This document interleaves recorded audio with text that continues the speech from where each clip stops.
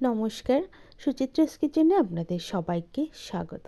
আমার আজকের রেসিপি আলু মটরশুঁটি দিয়ে সবজি। শীতকালে এরকম আলু মটরশুঁটি দিয়ে সবজি বানালে ভাত, রুটি, পরোটা যে কোনো কিছুর সাথে কিন্তু খেতে ভালো লাগে।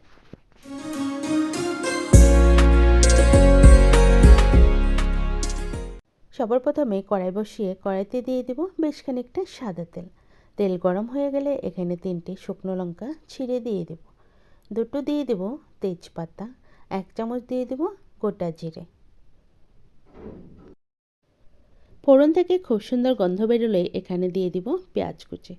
আমি 3টে মিডিয়াম সাইজের পেঁয়াজ কুচি করে নিয়েছিলাম, দিয়ে দিলাম। পেঁয়াজের সাথে সাথে দিয়ে দিব 1 ইঞ্চি আদা গ্রেট করা, 4টে কাঁচা লঙ্কা কুচি করা। সব কিছুকে দিয়ে 5 থেকে 6 মিনিট ভালো করে ভেজে নেব। এখানে আদা আর লঙ্কার কিন্তু পেস্ট দিলেও দেওয়া যায়। একটু সফট হয়ে গেলে এখানে দিয়ে দেব টমেটো কুচি। টমেটোটাকেও কিন্তু আমি কুচি করে নিয়েছি। এখানে চাইলে টমেটোরও পেস্ট দেওয়া যায়, তবে সবসময় পেস্টের থেকে একটু দানা দানা থাকলে এটারও স্বাদটা একটু আলাদা হয়। পাঞ্জাবি স্টাইলে রান্না করলে কিন্তু একদম বাটাবাটির থেকে এরকম কেটেই দেওয়া হয়, যাতে পেঁয়াজ টমেটো ভালো করে সফট হয়ে যায়। 1 চামচ দিয়ে দেব লবণ। মশলা থেকে কিন্তু তেল ছেড়ে আসছে। এবার এখানে দিয়ে দেব 2 চামচ ধনে গুঁড়ো। সব মশলা দেওয়ারই কিন্তু টাইমিংটা একটু আলাদা আলাদা থাকে, আর রান্না করার সময়টা কম বেশি লেগে যায়। প্রথমেই আমি ধনে গুঁড়ো দিয়ে দেবো।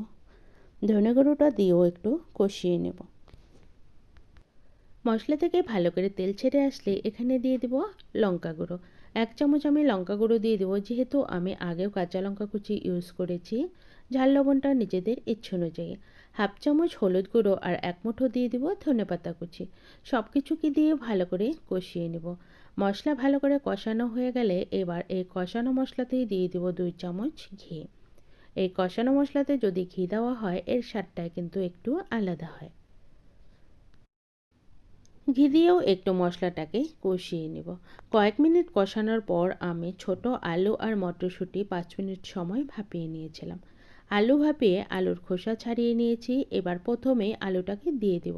আলুটাকে দিয়েও 5-7 মিনিট একটু কষিয়ে নেব। এতে আলুর গায়ে লবণ হলুদ লেগে যাবে, আর আলুটাও কিন্তু খেতে ভালো লাগবে। যেহেতু আমি এক্সট্রা করে আর ভাজিনি, তাই প্রথমে আলুটাকে একটু মশলার সাথে ভেজে নেব।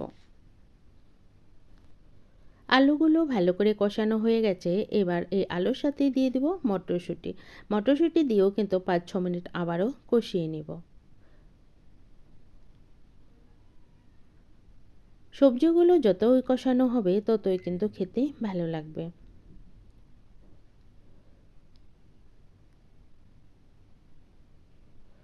ভালো করে মিশিয়ে নেব। ভালো করে মেশানো হয়ে গেলে কয়েক মিনিট একটু এভাবেই রেখে দেব।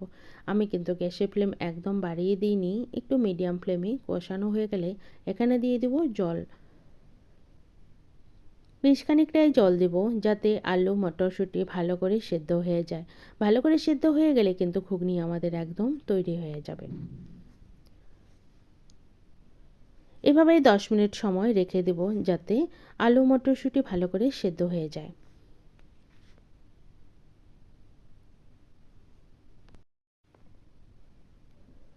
10 মিনিট পর কিন্তু এর কালার চেঞ্জ হয়ে গেছে, আর ঝোলও একটু শুকিয়ে এসছে।